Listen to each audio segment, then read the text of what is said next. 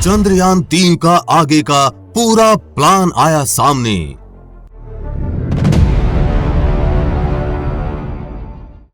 किस तारीख को कहां होगा हमारा चंद्रयान-3?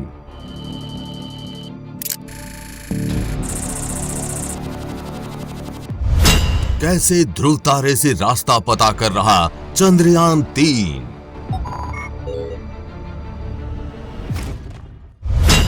अभी कितनी स्पीड से चल रहा है चंद्रयान-3?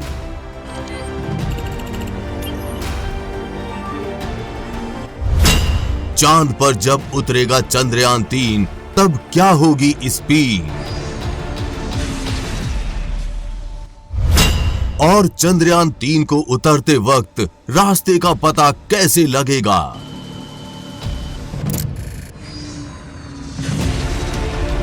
हम सब भारतीय इस बात से बड़े खुश हैं कि चंद्रयान-2 की असफलता के बाद हमारे वैज्ञानिकों की 3 साल की कड़ी मेहनत के बाद वापस से चंद्रयान-3 चांद के सफर पर निकल चुका है।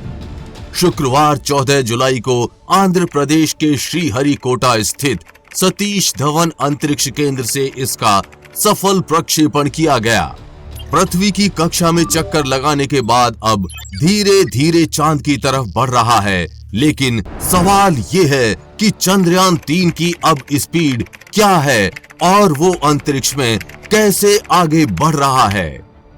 चंद्रयान-3 की लॉन्चिंग के दौरान रफ्तार 1627 किलोमीटर प्रति घंटा थी। महज 108 सेकंड में चंद्रयान-3 45 किलोमीटर की ऊंचाई पर पहुंच गया था। इसके बाद लिक्विड इंजन शुरू हुआ, फिर रफ्तार बढ़कर 6437 किलोमीटर प्रति घंटा पहुंच गई। इसके बाद 62 किलोमीटर की ऊंचाई पर रॉकेट से बूस्टर्स अलग हो गए। इससे रफ्तार 7000 किलोमीटर प्रति घंटा पहुंच गई। लिक्विड इंजन के अलग होने के बाद क्रायोजेनिक इंजन शुरू हुआ, फिर इसकी रफ्तार 16000 किलोमीटर प्रति घंटा पहुंच गई थी। जब अंत में चंद्रयान-3 से क्रायोजेनिक इंजन भी अलग हुआ, यानी जब चंद्रयान-3 को LVM-3 रॉकेट ने उसकी पहली कक्षा में डाला था, तब चंद्रयान-3 की गति थी 36,968.4 किलोमीटर प्रति घंटा, यानी 10.269 किलोमीटर प्रति सेकंड। यानी चंद्रयान-3 एक सेकंड में 10.25 किलोमीटर की यात्रा कर रहा था। चंद्रयान-3 को धरती के ऑर्बिट से बाहर जाने के लिए 40,320 किलोमीटर प्रति घंटा की गति हासिल करनी थी। तो अब सवाल यह है कि जब रॉकेट के ये चारों part, booster rocket, heat shield, liquid engine and cryogenic engine, यानी पूरा रॉकेट चंद्रयान-3 से अलग हो चुका है, तो अब आगे चंद्रयान कैसे उड़ेगा? तो इसका सीधा सा जवाब है, पृथ्वी की कक्षा में प्रवेश करने के बाद प्रोपल्शन मॉड्यूल की सहायता से इसरो इसको आगे उड़ाएगा। जब एक बार चंद्रयान-3 के प्रोपल्शन मॉड्यूल का इंजन ऑन होता है तो उसे तेज गति मिलती है, वो अगले ऑर्बिट में पहुंच जाता है। लेकिन जैसे ही वो एपोजी पर सबसे दूर पहुंचता है, उसकी गति 0 हो जाती है। पृथ्वी उसे फिर खींच लेती है। अभी इसकी गति 36,968 से 40,320 किलोमीटर के बीच है। हर ऑर्बिट में चंद्रयान-3 के साथ यही हो रहा है। प्रोपल्शन मॉड्यूल में 2 बड़े ईंधन टैंक हैं, जिनमें अलग अलग तरह के ईंधन भरे हैं, जिनके मिश्रण से ये यान अंतरिक्ष की यात्रा कर रहा है।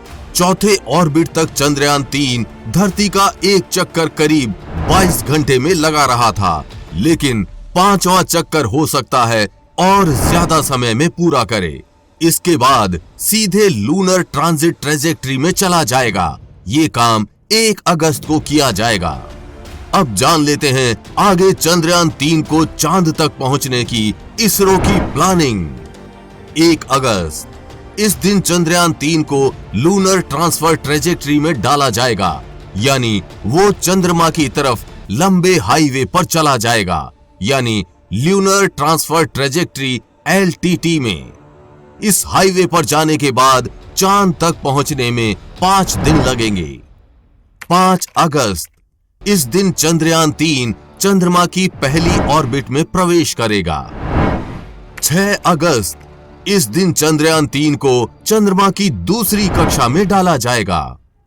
9 अगस्त, इस दिन चंद्रयान 3 को चंद्रमा की तीसरी कक्षा में डाला जाएगा।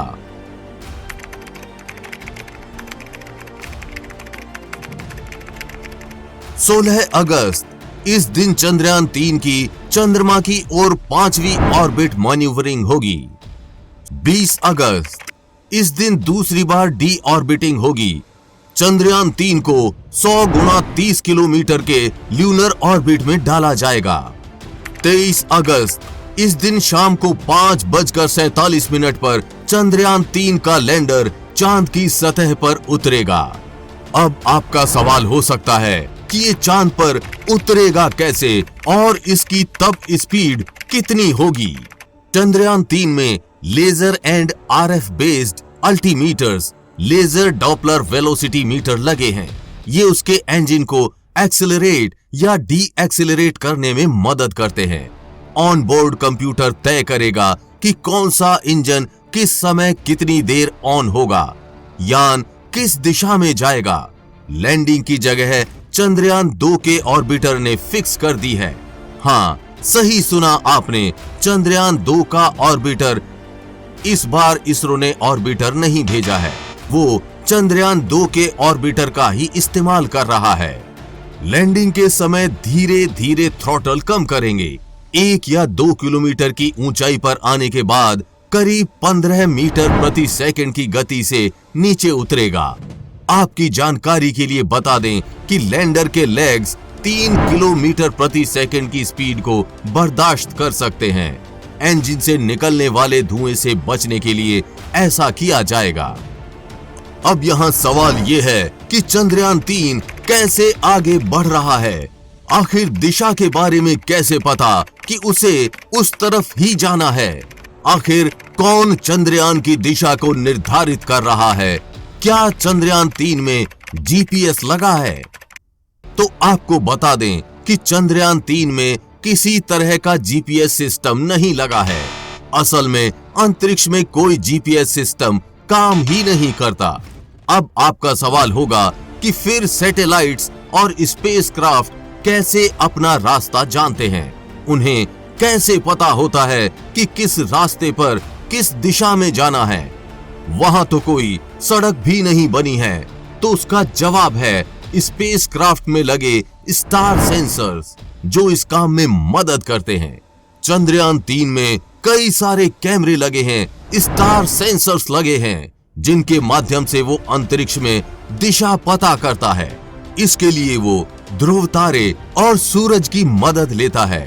रात में ध्रुव तारा और दिन में सूरज से लेता है रास्ते और दिशा का ज्ञान।